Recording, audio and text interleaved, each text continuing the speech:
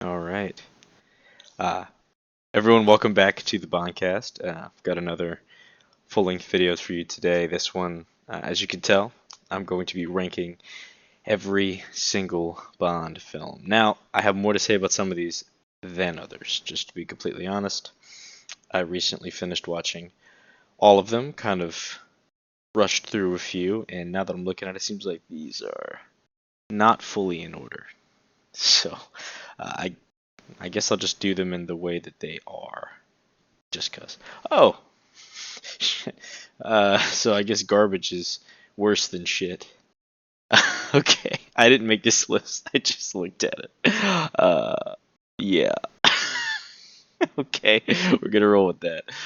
Um, uh, not good. There you go. That's where we're at. Not good. Okay, we'll go ahead and do it in the order that they are listed. Why not? Why not? Let's do it that way. Some of these are a little bit harder to see, but I'm sure I can. Oh, this is on Her Majesty. Sorry. I need glasses or something, I guess. All right. Sorry. Okay, let's go ahead and get started. We're going to start with Skyfall, which used to be one of my favorites for sure. Um, I even wrote a paper about it, but as I've mentioned in a previous video, I liked Skyfall a lot. And after writing that paper and watching it over and over and over again for that, it feels like I don't really. I've watched it in full since probably 2018, maybe 2 or 3 times. I normally start it and then just want to do something else. Not because it's a bad movie in any way. I think it's a fantastic movie. It's definitely one of the better ones, especially among Craig's films. But I don't know. I guess I kind of overdid it for myself. So I'm gonna put it in good. This list is gonna change as we get into it, by the way. So nothing is concretely on this list anywhere. Um, let's see. Sorry, I was thinking for a second about maybe not doing it in order, but whatever. All right, Spectre absolutely is going in the not good category for me. This could get knocked down to garbage, but I don't know. Here's the thing. I don't think there's any movies of Bonds that I think are complete garbage. So I probably won't even go near that. I think I'll probably put it like at the bottom of not good, like the worst movie, whatever it is, ends up being. But I tend to like pretty much all the Bond movies, just for different reasons, different vibes, whatever I'm looking for. For example, and this is going to shock some people. I did a short on it asking if Quantum of Solace was considered underrated to you. I should have checked the score before filming this, but I don't know. I'm not going to say it's the best, but I really do enjoy it. I'm putting it in good, and honestly, I might even put it above Skyfall. I'm going to say this now. This list is absolutely including my own opinion. It's all my own opinion. This is not what I think is factually the best films in the franchise or the worst. It's my own opinion. This is how I would personally rank them. I should have started with that, huh? I'm a professional YouTuber. Moving on. For whatever reason, it's ordered this way. We have The Man with the Golden Gun now. I liked this movie. I really did. Um, I've said it before. It's not that I dislike Roger Moore's films. I prefer tonally every other Bond a little bit more. Sorry, the cars are going crazy. I really hope y'all can't hear it. But I do like it. I do have to say The Man with the Golden Gun is decent. It's probably at the top of decent for now. But as you can tell, I'm a younger Bond fan, so I'd probably have a little more love for Craig and Brosnan, the Bonds that I grew up with. And then Roger Moore. And Roger Moore is honestly the only one that man, I'm not going to get into that right now. I'm just going to stick with the movies before I embarrass myself. No Time to Die. I It's a decent movie. It's not a great Bond film. I don't know if I'm gonna put it in not good. Sorry, I'm gonna put that back at decent. I don't know. It's a very long movie. It's very long, and by the time it's halfway over, I'm like, I don't know. I know where it's going.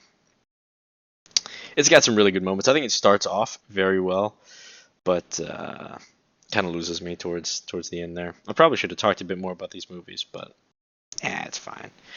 I got shorter videos anyway, and this isn't gonna view well, so it doesn't even matter. Die Another Day.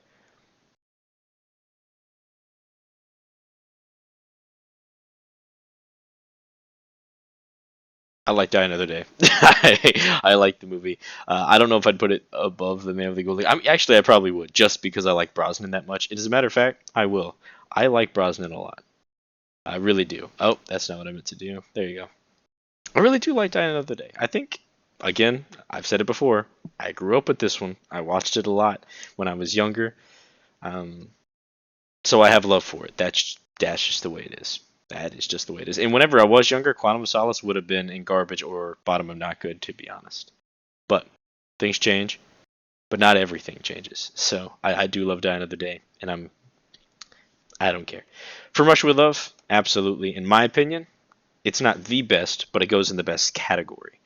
In my opinion, if I could only have one in the best and one in the garbage, this would be probably top of good. But we'll get to that.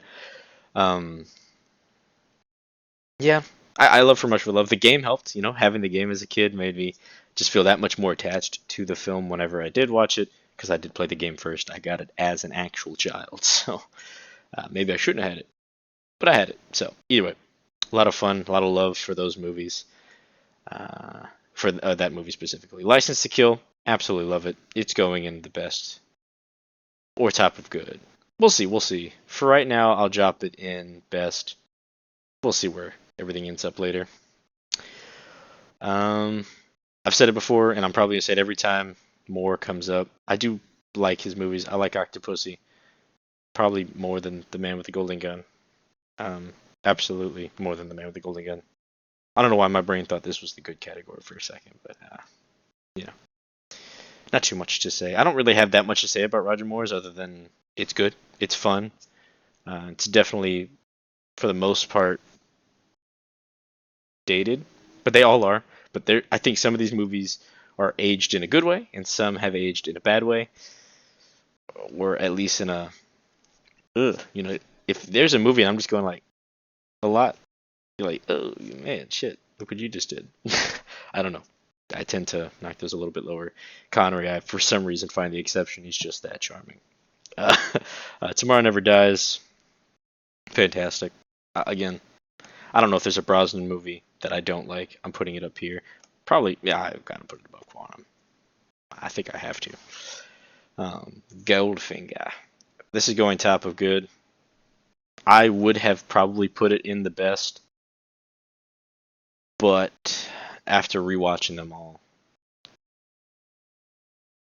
I think it's perfectly rated. I think it's definitely like the classic Bond film with all the tropes. It's all there. But in the way that Doctor No is really good, but also vanilla, I think movies have done it better than Goldfinger. Uh, and I just like the take that they had in From Russia with Love. It's just how I'm feeling. And today I'm feeling like making a bad decision. So I'm putting Goldfinger in good. That might change, but for right now, that's where it's gonna go. The World Is Not Enough. I enjoyed it.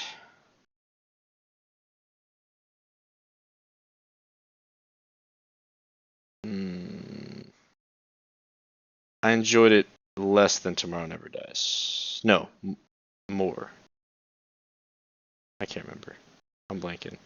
I think I like them both kind of equally. I mean, they're really good movies. They're really good Bond films. I like them. I just don't remember. I don't know where I'd put it. I hadn't made a decision. I like them both equally. They're interchangeable. That's just what I'll say for now. Live and Let Die.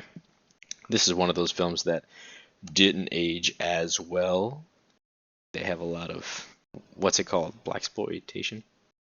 Yeah, it didn't age itself very well. I think it's got some really good moments. I love the boat chases. It's got some funny moments for sure, for sure, for sure. Probably not less than No Time to Die. I really like the song, Paul McCartney and the Wings. I really, really like the song. I really do. Much more than I like the movie, I think. But yeah, we'll go ahead and leave it at that. For Your Eyes Only, it's fantastic. I'm gonna put that probably right there. Fantastic puts it in the decent category. I'm gonna put it up here. Now the hearsay is that I'm putting it underneath Quantum. We all got our preferences. We all got our preferences. This one grew on me. You Only Live Twice. I did not expect. I don't know why. Thunderball and You Only Live Twice. For whatever reason, those two movies, in the back of my head, I was just like, I have a negative opinion of these films. I don't love them for some reason. And uh, upon rewatching them, I've changed my mind. I don't know why I had a bad opinion of Thunderball. I don't remember even when that opinion came about. Um, it is what it is. I like it now, and that's what we'll move on to. We're not even at Thunderball yet. Um, where's that at? There it is. So we'll get to that when we get to it. But You Only Live Twice. Point is, I think it's better than I was giving it credit for. It's definitely better than Die Another Day. But it's not like my favorite Connery Bond film or anything like that. Doctor No, I got to put it above Die Another Day, of course. Die Another Day is kind of like like that's the middle of the pack for me. I like it because of nostalgia and everything underneath it. I like it somewhat, or I like things about it, or I like it occasionally, just kind of whenever I'm feeling that flavor of Bond film. But pretty much everything underneath Die Another Day, it's not a Bond film that I'm going to go out of my way to watch. If it's on the TV, I'll watch it. If my dad has it on, I'll watch it. Um, but I am not going to pop it in unless I'm doing a marathon or a review or something in the future. But everything above Die Another Day, I'm more likely to watch it. Maybe not You Only Live Twice. So maybe that there's some exceptions to that rule. But moving on. GoldenEye, love it, fantastic. I'm going to put it at the very top, actually, right now. It won't let me. There you go. I don't really have to say much. I've talked about GoldenEye before in the shorts and in my growing up with Bond video. I'm also putting Casino Royale up there. I'm putting that at the top, actually. Love Casino Royale. Just they're both fantastic films. They're both exceptional starter films. So like whenever the Bond is starting their tenure, for Casino Royale to be the first for Craig and GoldenEye to be the first for Brosnan, just fantastic films. Um, just incredible, just incredible. And I could talk about them forever. Maybe I will do individual like full reviews of the films, but for right now, I'm just ranking. I'm just having fun, not too serious, not too dragged out. And then we get to Moonraker. I like Moonraker as well. I know people have an opinion of it. I'm gonna put it there. I need to rearrange some of this because the more I'm looking at it, like I'm trying to stand by what I initially said, but there's gonna be some changes when we get there. But for right now, it's going top of decent. The Spy Who Loved Me. Trying to think where to put this one. Probably just above Another Day. I do like this one as well. What can I say? Uh, just to get all of Moore's out of the way, we'll go to A View to a Kill, which is my least favorite of Brosnan's. I don't want to put it in garbage. I will. I'll put it in garbage because decent's getting a bit too many. I might need to drop some down, but I don't really have too much to say about that one, to be honest. I think I was starting to get burnt out on did I say Brosnan? Have I been saying Brosnan? More. Oh my goodness, that's embarrassing. I feel like I've been saying Brosnan. My bad, gang. My bad. Oh, and then of course we have On Her Majesty's Secret Service. I am still reading the book. I like it. I'm liking the book a lot. It goes to show that I also liked the movie. Trying to think about where to put it. Probably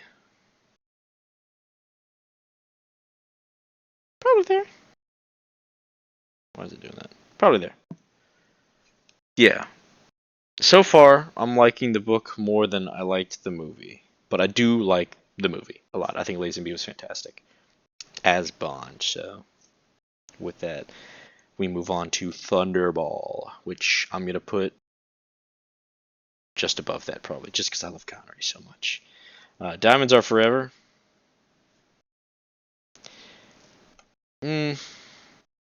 This was one of those. Diamonds Are Forever and You Only Live Twice and Thunderball were the three. But I really can't stand. I'm blanking on their names. The two henchmen in this movie just really annoy the. Ooh, they annoy me. They annoy me. I'm gonna put it just under Die Another Day. No, I'm gonna put it. I'm gonna put it here. I'm just gonna be honest with myself. Um, I was wrong about Thunderball. My negative opinion towards Thunderball was absolutely unwarranted. But Diamonds Are Forever, unfortunately, I think it gets what it deserves. Um, but moving on from that, we have the last movie. Before we start rearranging the list a little bit, we have The Living Daylights, which personal opinion is going up here. I'd probably put it above License to Kill. Personal preference on that. Um, let me. There you go. Now you can see the whole thing. Okay, so I got to change this list a little bit before I solidify it. So let's review. Maybe I should have done this before, like a practice round, so I knew where things were going. But I'm doing it on the fly.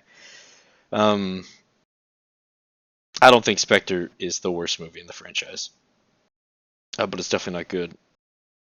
So this is what I'm gonna do. I'm gonna boil it down to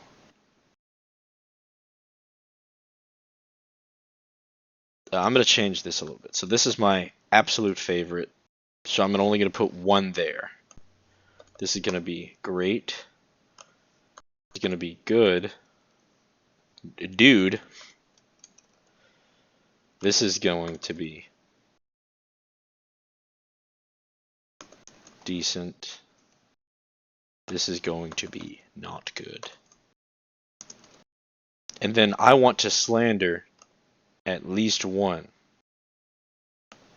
How do I add one?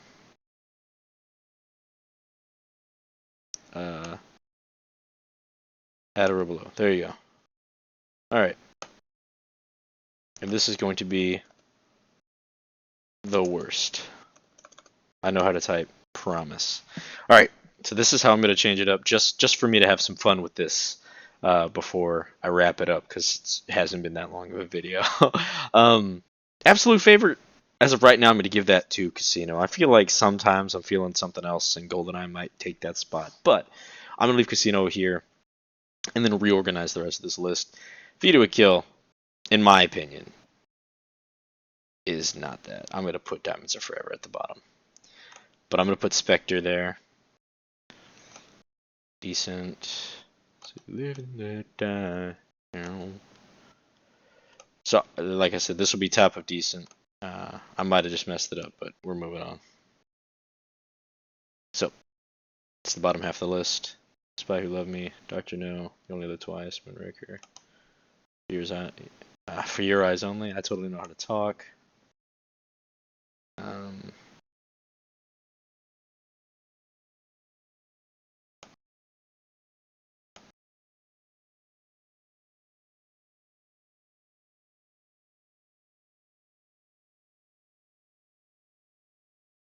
Now I'm going to do something slanders. I'm going to change this up for my own benefit.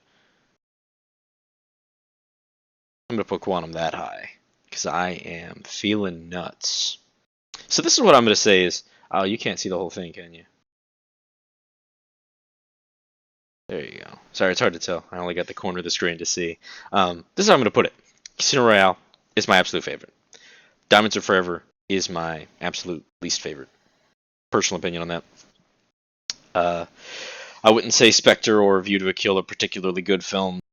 I don't think Spectre is the worst movie I've ever seen or anything like that, but I think I was so frustrated with the way they and Silva. I think if they left Silva out, Skyfall felt like a very personal film, and it trying to include that into Blofeld's master plan did not make that much sense. I think, personally, if they rolled Quantum, like that evil group, and they were like, yes, Spectre, or Quantum was like a leg or an arm of Spectre, and he was in control of everything that was happening to Bond in that section, that would make sense. But trying to include Silva in there just proved to me and to the entire audience that they were just doing it to make it seem more important. So, don't love that. No Time to Die Again. It was like they killed him just to do it. I don't know. It felt like kind of BS. I mean, I get why they went that route, but I don't think it was executed in a way that was the best it could have been, personally. And I do find a lot of that movie to be fluff. I love some sections of the film, but a lot of it feels just added. added for action's sake, added just to do it, and not in a way that I think was satisfying. Personal opinion. Again, Live and Let Die, just stated, has some moments that I like. I'm from Louisiana, so I like the representation, but as far as representation goes, it's a bit rough. It's a bit you know, if you've seen the movie, you know exactly what I'm talking about. Before I watched, I'm like, how bad could it possibly be? And then I watched it, and I'm like, oh, oh, okay. Again, not a bad movie by any stretch, but just also him blowing up like a bubble at the end was just like, oh, these are the kinds of movies we're watching. I don't know. I don't know. Just not my favorite. Just not my favorite. Man with the Golden Gun, of course. Who doesn't love Christopher Lee, right? Am I saying the wrong actor's name? He's fantastic. He's fantastic. He's absolutely. He was born. He was born to be in a Bond film. Honestly, the movies could have been about him. Um, fantastic. But again, I think that there's some parts of the movie that I just don't jive with. I don't prefer. And again, just dated in a way that I don't find satisfying. I find Connery's films to be dated in like a vintage, satisfying way to watch for the most part. They have their own cringy moments as well, but cringe to me.